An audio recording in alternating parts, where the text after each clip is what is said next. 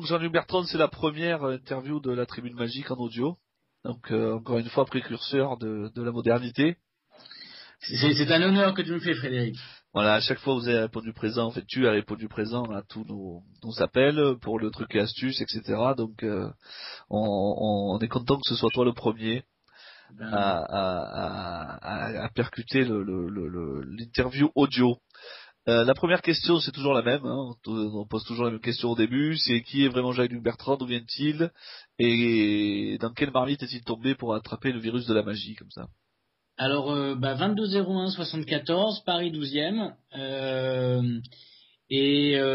Pour répondre à ta question, je sais pas vraiment, en fait, je pense que j'ai toujours aimé ça. Le plus vieux souvenir que j'ai, c'est une photo où mon papa m'avait fait venir un magicien pour mon anniversaire.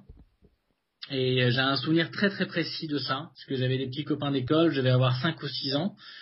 Et je me rappelle que mon papa m'avait dit en plus, bon, tu fais déjà un petit peu de magie, alors il faudra vraiment que tu ne dises rien du tout.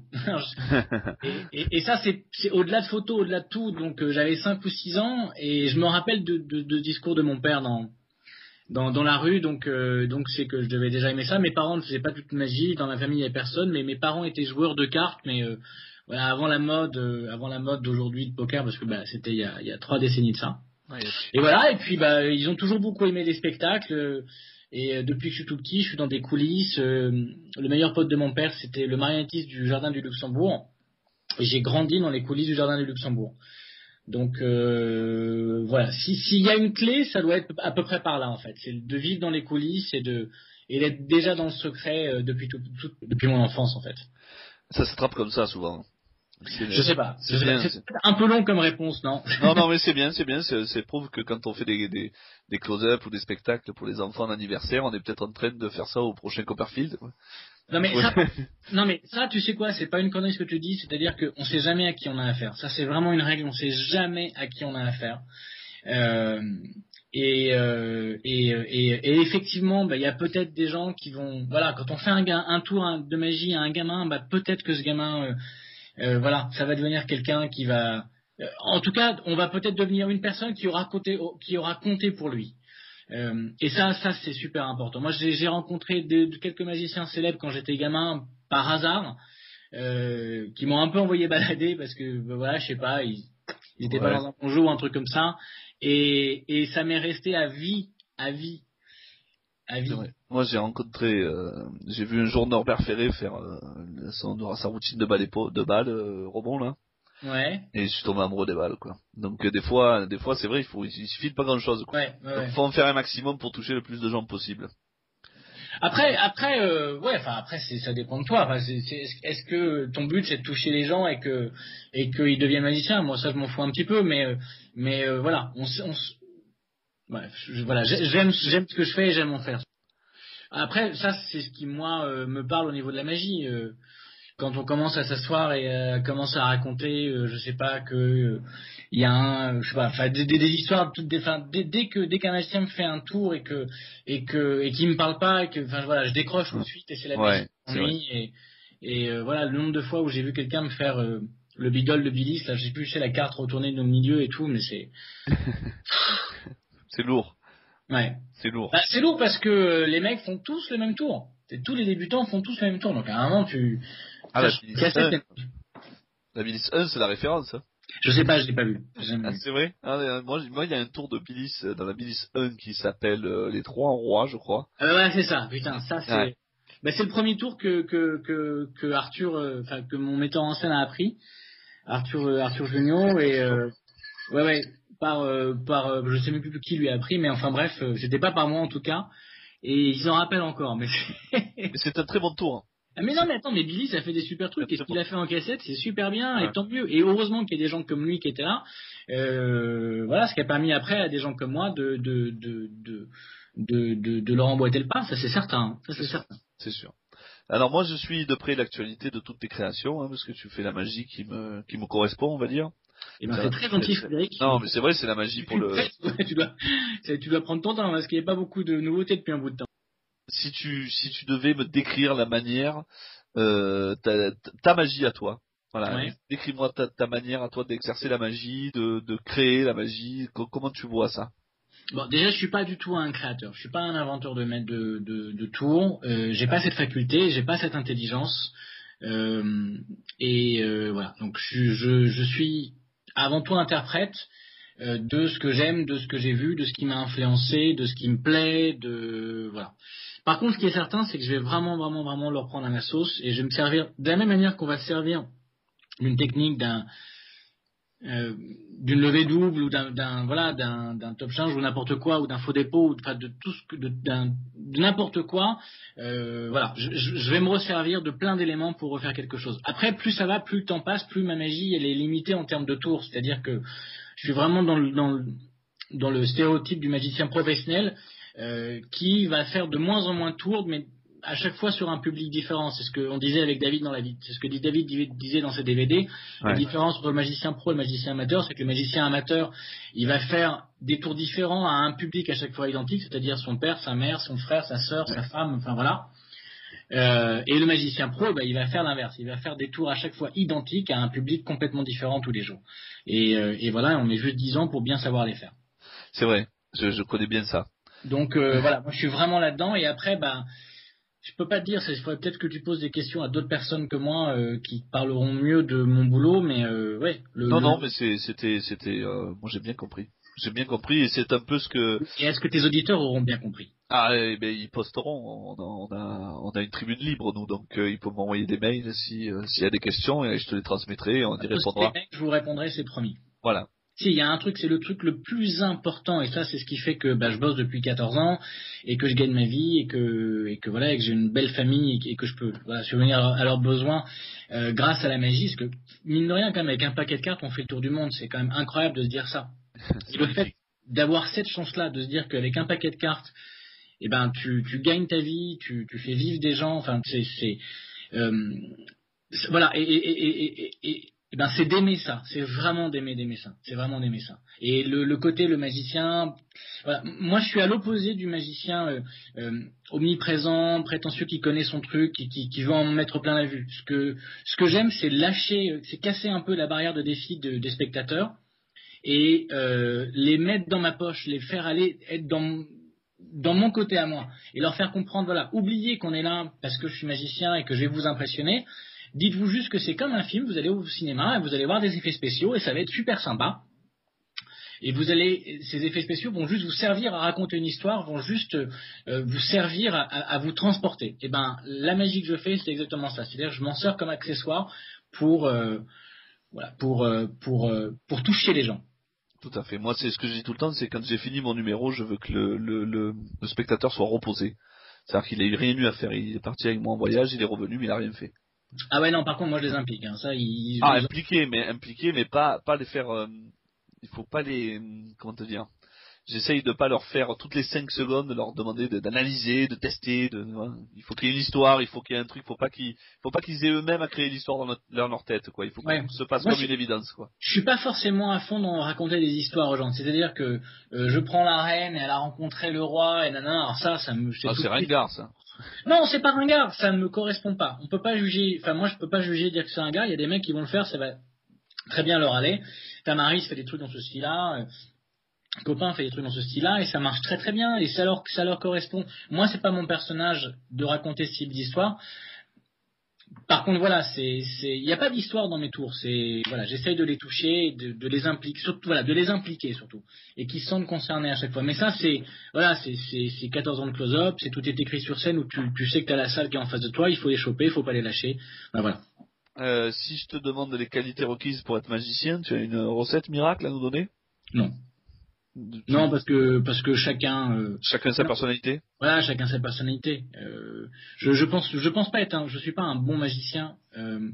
Voilà. Par contre, voilà, ce que je vais essayer de faire, c'est bien mettre en scène les situations, ou c'est ce que je vais peut-être savoir faire avec d'autres personnes. C'est-à-dire, c'est peut-être pour ça que j'ai fait des DVD et que quand les artistes me viennent avec leurs produits, avec leurs idées, avec leurs tours, le tour qu'ils me présentent au début, c'est pas ce qu'il y a au bout du compte dans le DVD. Voilà, moi je vais peut-être juste avoir l'œil pour pouvoir après, ça peut pas. Ben voilà. Je vais essayer d'avoir l'œil pour intéresser le public et sortir le potentiel commercial de chacun des effets. Commercial sans que ce soit un terme péjoratif. Hein. Le terme commercial, c'est que ça attire l'œil du spectateur sans jamais qu'il ne s'ennuie en fait. Il faut qu'il y ait une accroche, quoi. Voilà, faut qu'il y ait une accroche. Et c'est pour ça qu'il doit être sollicité. Alors après, non, moi j'ai pas de, chacun sa propre règle, quoi. Je peux pas, ouais, j'ai jamais analysé mon travail, et puis tant mieux si ça marche. Tu as coécrit Magicien, tout est écrit avec l'équipe qu'on connaît. Tu as été mis en scène par Arthur Junio. Tu es acteur, réalisateur, magicien, je dois en oublier sûrement. Est-ce que tu es multi-passionné ou est-ce que c'est plutôt du vieil adage, on n'est jamais mieux servi que par soi-même? Très bonne question, Frédéric. C'est la même. T'as vu, je l'ai bien reprise. Hein. Ouais. Alors, en fait, oui, sur la deuxième partie. On n'est jamais mieux servi que par soi-même. Ça, c'est. Je peux pas attendre que le téléphone sonne pour m'engager sur un contrat ou un truc comme ça. Après, l'autre chose, c'est que comme je suis vraiment passionné d'image autant que de magie, j'ai réussi, grâce à la magie, à me diriger vers la chose que j'aimais le plus, c'est-à-dire, faire des images. Donc, ça a été au début un prétexte pour moi de tourner des DVD de magie pour enseigner la magie aux gens. Et à chaque fois, ça m'a permis d'apprendre. Parce que j'ai jamais fait d'école, jamais fait d'école de cinéma, jamais fait d'école de montage. Je suis complètement autodidacte, autant en magie qu'en montage ou en film ou n'importe quoi. Et donc, du coup, en fait, la magie est un prétexte pour pouvoir tourner. Et puis, voilà, c'était un cercle vicieux. Du coup, après, une fois, à partir du moment où j'ai commencé à rentrer dans une production, j'en ai eu d'autres qui sont arrivés. Et puis voilà. Et puis après, comme je suis sur un projet et que je fais tout, le tournage, le montage, la production et tout ça, et que c'est une erreur, hein, je devrais déléguer, mais je n'arrive pas à trouver la bonne manière de le faire. Du coup, ça me prend beaucoup de temps. Bon, voilà. Donc, ce qui me permet de travailler le soir en magie, faire mes galas le soir et tout ça. Dans la journée, je fais mes vidéos, et puis quand tout est écrit, tout est écrit, c'est parfait, parce que du coup, on joue le soir. Quand on l'a écrit il y a 8 ans, ça a été beaucoup de boulot. Pendant 6-7 mois, on n'a fait que écrire pratiquement tous les jours.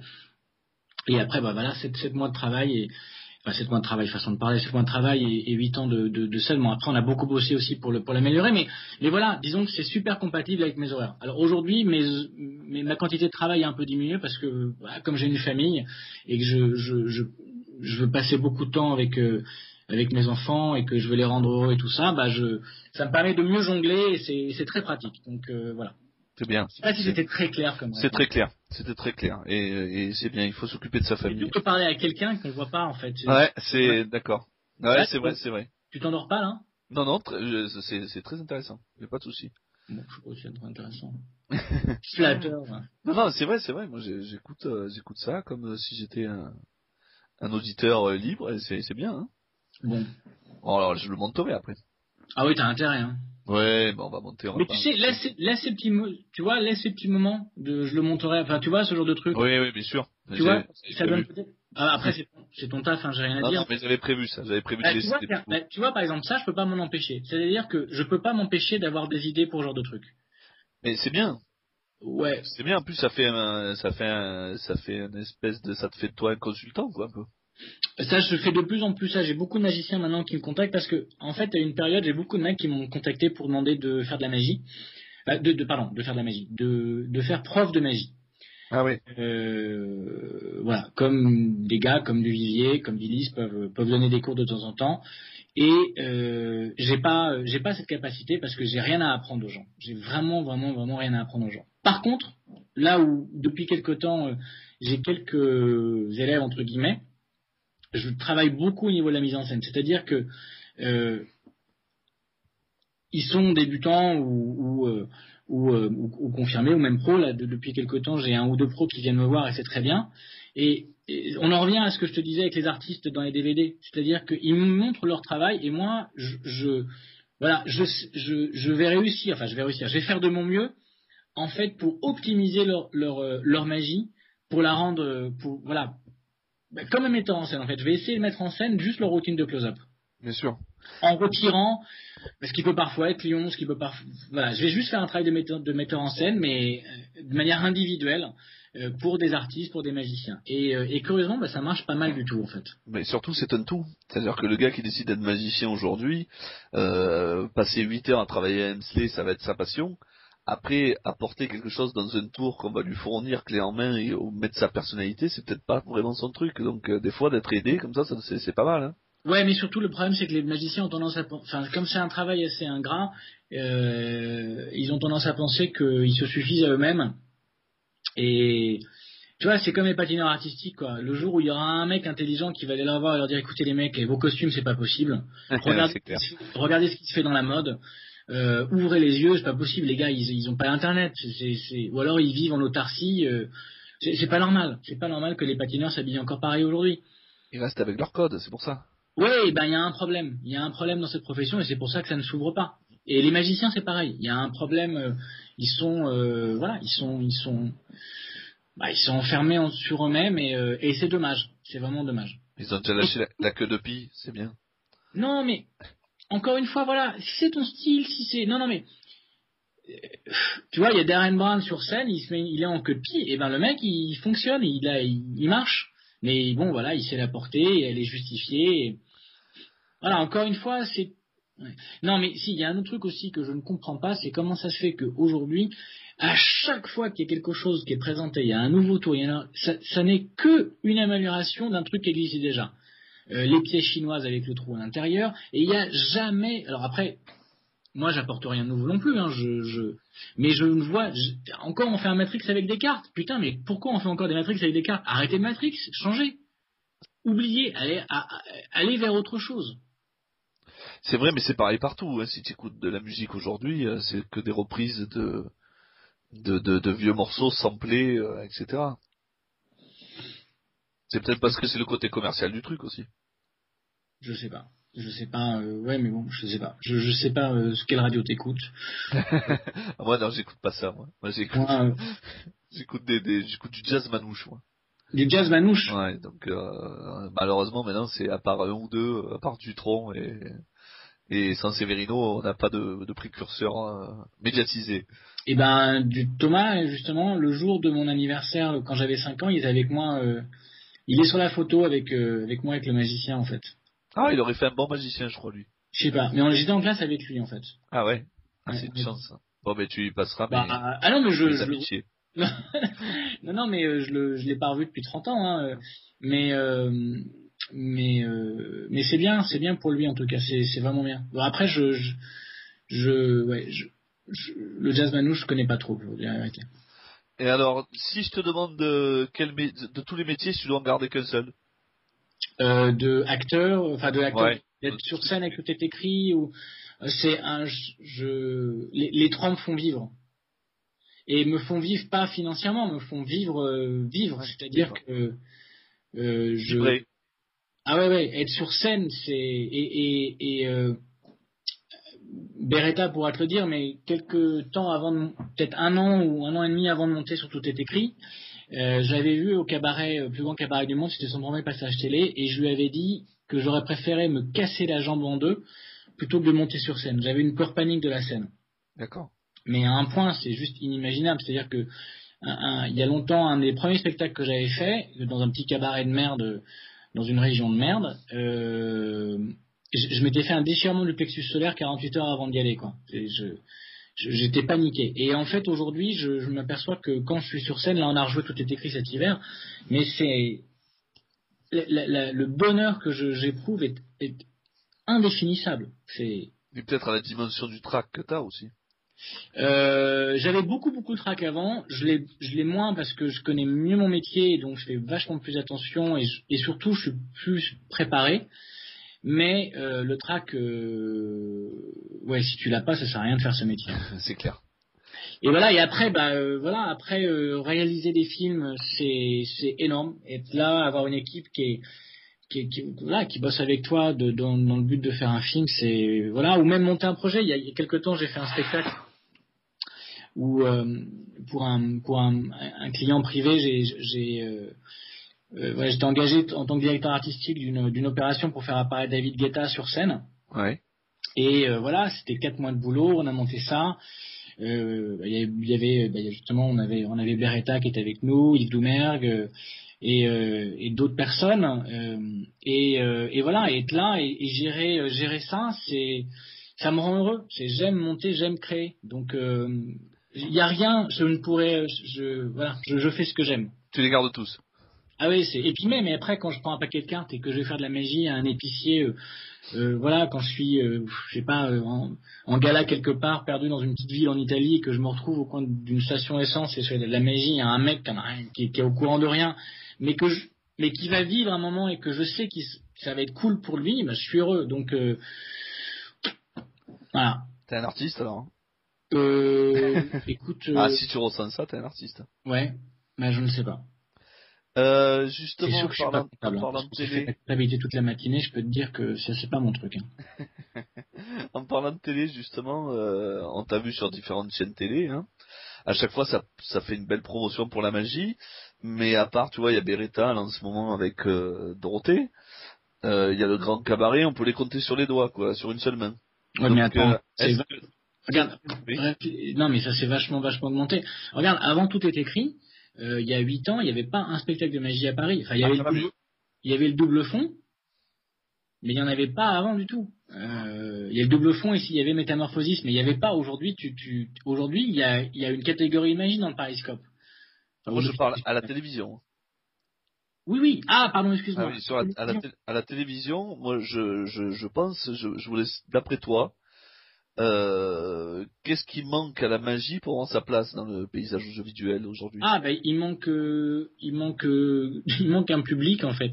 Il manque les Français qui aiment pas la magie. À l'échelle mondiale, le public français est dur. C'est les plus durs, c'est bon, ça va être les Russes, c'est vrai qu'ils sont pas faciles, Ouais. et les Chinois sont très très très durs. C'est très très dur. D'accord. Voilà. Et après, globalement, les Latins, ils sont pas bons. Les Français, les Italiens, les Espagnols, faut se lever tôt pour pour leur faire desserrer les dents. Tu bosses, t'es magicien, tu vas dire à des gens bonjour, je suis magicien, des Anglais, des Allemands, des Américains, ils t'accueillent les bras, ils disent ouais génial, mais impressionnez-moi, montrez-moi ce que vous savez faire. Fais ça à des Français, et les magiciens, mais vous avez un boulot à côté, vous faites non mais bon, c'est bien ce que vous faites. Franchement c'est pas mal, hein, je m'attendais pas à un truc pareil, mais qu'est-ce que vous faites à côté dans la vie? C'est vrai. Et voilà, en fait parce que les référents magiques que le public français peut le référent magique américain, ça va être David Copperfield, David Blaine, Chris Angel, qu'on aime ou qu'on n'aime pas, mais les mecs, ils sont millionnaires, ils sont à la télé, voilà. En Angleterre, c'est Darren Brown, c'est Paul Daniels, c'est Barry Stewart qui sont cool, et voilà. Et voilà, ça c'est les référents anglo-saxons. En France, qu'est-ce qu'on a? Eh ben, on a eu Garcimore et on a eu Majax. Et le problème, c'est que dans la tête des gens, voilà, il y a encore des types, quand tu fais un gala pour le mariage de tonton Marcel, et ben il dit, mais Jacques, tu peux faire disparaître ma femme. Et ça, c'est le stéréotype du français. Ah, tu fais du close-up, toi, hein? Bah oui, bien sûr. Oui, bien sûr. Mais voilà, ça c'est le référent en fait. Il y a eu Mirouf, mais les gens, même s'il a fait beaucoup plus de télé que Majac, je pense. Après, non, je sais pas. Je dis ça, je dis un truc sans vérifier, mais il en a fait beaucoup, mais je sais pas. Ça devait être un créneau horaire qui a été différent, mais les gens, on cite pas beaucoup Mirouf là, par exemple, depuis quelque temps, les gens citent beaucoup Kamel. Ouais, c'est vrai. Kamel le magicien. Voilà, bon. Il est en train de rendre le truc un peu cool, et ça c'est positif. Et après Majac, c'est un excellent magicien, Garcimore est un incroyable artiste et tout ça, mais le côté un petit peu clown, un peu bouffon de Garcimore fait qu'il, voilà, dans le stéréotype, dans l'archétype du magicien, c'est ça, et donc c'est pas quelqu'un qui est très sérieux. Et Majax, dans la tête des gens, il a pas cette moi, il m'a fait rêver, Majax, et je ne pouvais pas le louper et tout ça. Mais voilà, il n'y a pas eu la poigne et la force, le respect que peuvent procurer un Copperfield ou un truc comme ça. Bien sûr. Et donc voilà. Et après les latins, comme ils ont inventé l'intelligence, ils se sont arrêtés là. Voilà. Alors, donc, alors après là, je fais des galas en France, je fais des galas en Espagne, je fais des galas en Italie, et ça se passe très très bien. Ils sont très très contents. Mais voilà. Mais pas assez pour qu'on mette du pognon dans l'affaire pour les voir à la télé, quoi. L'explication est un peu longue, mais pour moi ça vient de là. Et donc du coup, les producteurs, comme ils sont franco-français à l'origine, on ne donne pas la chance. Ça va faire un peu, un peu marchand de tapis, mais on donne pas la chance aux produits. Tu prends n'importe quelle émission anglaise ou américaine, les mecs, ils savent qu'il faut un consultant, ils savent qu'il faut de la lumière, ils savent qu'il faut ça, ils savent qu'il faut faire confiance aux mecs pour que le produit existe au bout du compte. Et en France, nous, on a fait des émissions de télé, on a fait des caméras cachées, et on voyait bien, c'est-à-dire que on le fait, mais on le fait de manière frileuse. Donc, au bout du compte, derrière, il n'y a pas de... Ah tiens, j'ai un message de Majax. Ah oui. Il m'attaque. J'ai cité 3 fois son nom, il a une marque déposée. Oh, putain, je suis con là. Pour rien faire que Majax n'est pas déposé. Ouais, mais bonjour, il l'a déposé et c'est dommage de... C'est triste. C'est triste, c'est triste de ne vivre qu'avec ça. Ouais, mais je crois qu'il est en train de déposer merci, s'il vous plaît, là. Non, ça c'est fait, ça c'est Miro qui l'a mis. Alors, avec Magicien tout est écrit, justement, tu as joué sur des grandes scènes, le Café de la Gare, Folie Bergère, Splendide, etc. Ah, c'est ce que je voulais dire, et tu t'es arrêté à la bio en fait. Parce qu'on a fait d'autres théâtres depuis. D'accord, oui, je me suis arrêté à la bio, mais surtout, moi je voulais que tu me racontes des anecdotes, des moments forts, des trucs qui t'ont vraiment marqué dans cette aventure. En fait. Un moment fort un jour, c'est quand on faisait le harakiri board avec Julien et que le pauvre il s'est coupé la main parce qu'on n'avait pas assez répété et que on avait mal travaillé, il s'est coupé le doigt sur scène. Ouais. Et que voilà, et qu'on a arrêté le spectacle et que les gens ils étaient ouais bravo, enfin voilà. Jamais ça faisait vrai, hein. Qui était? Non, mais je suis doute que ça faisait vrai si pissait ouais, non, mais les gens, non, mais c'est voilà. Un autre moment fort, c'est que 48 heures ou une semaine après, je sais pas, j'étais avec Sébastien en bagnole. On était dans la rue de Rivoli et on était tous les deux et on roule et il y a un mec qui arrive en moto à côté de nous, il nous a fait flipper, on a fait une lévitation dans notre siège de bagnole de 15 cm. Il a frappé au carreau, on a cru qu'il allait nous tuer. Et en fait, il fait comment il va votre copain avec le pouce? Grand. Ouais, ça c'est marrant ça. Et si des moments, mais c'est marrant. Par exemple, voilà, un jour j'étais chez le kiné parce que je m'étais fait opérer du genou. Donc je jouais, tout est écrit. Et en même temps, j'avais des séances de rééducation. Et il y a une infirmière, je la vois arriver, vraiment la gueule, mais en plus elle était mignonne et tout, mais vraiment la gueule super sérieuse. Et là, elle arrive, et elle traverse toute la salle, elle arrive vers moi. Donc j'étais, tu vois, en short chez le kiné, tu vois, à l'hôpital chez le kiné, en rééducation. Et je la vois et elle m'amène un pot avec des coquillettes en fait. Et c'était les coquillettes qu'on envoie dans le spectacle. Elle m'a dit j'ai ramassé ça, j'ai failli avoir une attaque, mais merci, j'ai passé une super soirée. Donc voilà, c'est des moments qui sont incroyables. Tu te dis mais c'est voilà. Et voilà tous les moments que j'ai. Après curieusement, où c'est se faire arrêter à la douane à Roissy un matin où je transporte tout mon. En fait, je vais signer un contrat avec Illusionist aux États-Unis. Et j'ai tout mon matos de magie, j'ai mes briquets, j'ai 25 000 trucs, j'ai que du matériel que je dois transporter aux États-Unis pour leur montrer mes produits, pour qu'ils acceptent de vendre mes produits et tout ça. Et je suis à la douane et je vois un mec de la sécurité qui me mate, qui me regarde et je me dis putain c'est bon, c'est pour moi, il va vider mon sac et tous les produits que je veux passer, il va me les bloquer. Donc j'ai mon matos de magie, j'ai tout. Et le mec ça va pas louper, j'essaie de l'éviter, je change, il change de rayon pour venir me voir. Il me chope et là je le vois et puis il commence à vérifier mon sac et puis il fait je vous ai vu la semaine dernière, hein. C'était top. Ah, c'est ça, beau. Ouais, voilà, ça c'est des moments, qui sont. Le mec il voulait te contrôler pour te parler en fait. En fait voilà, il voulait juste, mais moi il m'a fait paniquer. Je me suis dit putain, j'ai pas mes produits et tout. Donc voilà. Après si il y a d'autres moments incroyables, c'est quand on était au début, tout est écrit et que tu regardes dans la salle et que t'as Claude Lelouch qui est dans la salle. Voilà, ou des gens importants et qui se marrent à ton spectacle. importants. Non, je vais reformuler, des gens qui t'ont fait rêver, qui t'ont apporté quelque chose dans la vie. Ouais, des maîtres. Voilà. Et tu les vois se marrer à un spectacle que toi t'as écrit avec tes potes, tu te dis, c'est cool quand même. Ça c'est fort. Finalement, il est pas si mal que ça, le spectacle. Alors tu sais quoi, en fait, je me suis aperçu que le spectacle était pas mal il y a 1 an ou 2 quand je suis allé à Avignon, en fait, parce que à Avignon c'est Arthur qui me remplace d'habitude. Et je suis venu à l'Avignon, donc pendant 1 mois c'était eux qui jouaient, et puis un jour je devais remplacer Arthur qui me remplaçait parce qu'il pouvait pas jouer. Donc je suis allé faire quelques dates à Avignon, et Arthur voulait absolument que je vienne le voir jouer. Donc voilà, je suis allé le voir jouer. Et là j'étais dans le fond de la salle, j'avais vu le spectacle, et c'était très bizarre de voir un mec qui fait ton rôle, qui le fait très bien, et tu vois le spectacle que tu as écrit, et mais c'est une expérience que tout le monde devrait vivre, quoi. Que j'aurais voulu que Sébastien et Julien puissent le vivre, parce que c'est très très fort, et tu dis, ouais, ça tient la route en fait. Donc voilà. Mais mon père spirituel m'a toujours dit, on peut pas être acteur et spectateur de ce que l'on fait. Ton père spirituel a raison. Eh oui, comme ça, tu vois, t'as pu prendre du recul sur ta pièce. Mais ton père spirituel devrait trouver une solution pour te dire, il faut vivre. Il faut vivre ce qu'on fait pour comprendre ce qu'on fait, quoi. Ah oui, tout à fait, mais le fait de te prendre du recul et de te voir, même de filmer le truc et de te voir après. Mais ça n'a rien à voir, parce que tout est écrit, je l'avais vu en vidéo, ça n'a rien à voir que de le voir en vidéo. Vidéo et en vrai, eh oui. Ça n'a rien à voir, vraiment ça n'a rien à voir.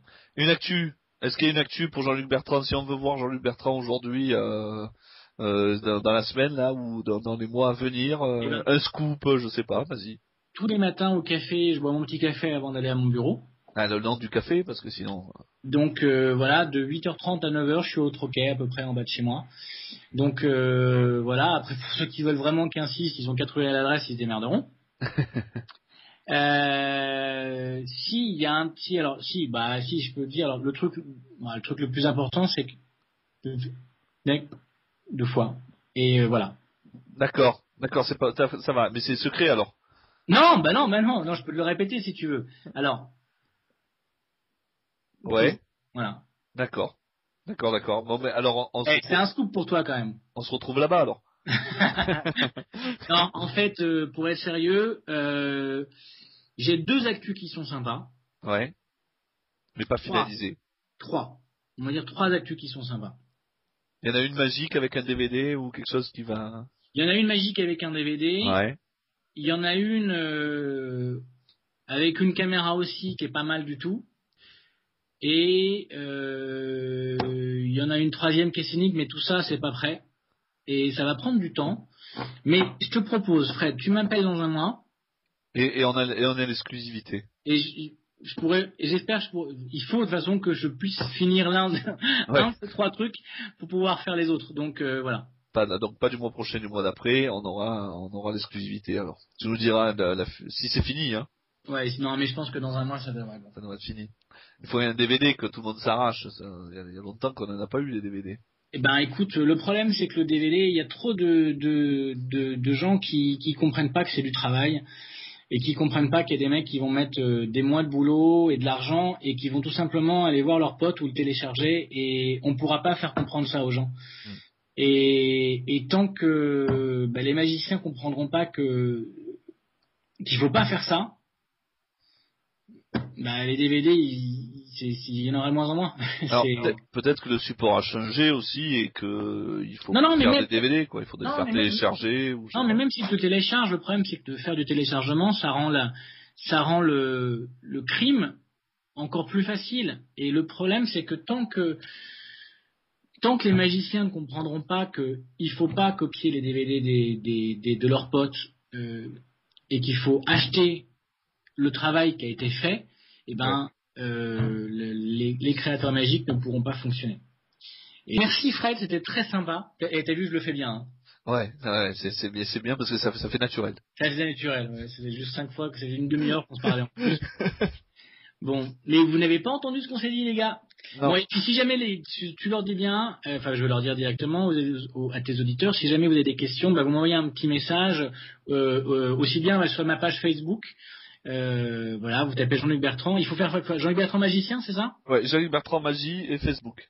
D'accord, ok. Et alors vous oubliez pas d'aller voir dans les photos. Il y a des photos d'un flying qui est un vrai flying, une vraie lévitation, rien n'est truqué, ce sont des vraies photos, mais c'est tout juste magnifique, quoi. Bon, alors, Voilà. alors, c'est vrai qu'il n'y a aucun trucage. Il y a un truc, mais il n'y a pas de trucage Photoshop, il n'y a pas de trucage sur place, il n'y a pas de... Il y a un truc qui vole pas pour de bon, hein, c'est Non, un tricheur comme vous, hein. exactement. Mais c'est un beau tricheur, là. Écoute, ouais, et donc, bah voilà, donc n'hésitez pas, en tout cas, voilà. Bon, bah écoute, merci Fred, je t'embrasse. Et merci à toi, Bonne et journée. puis à bientôt, surtout. Ok, bye bye, ciao. Bye.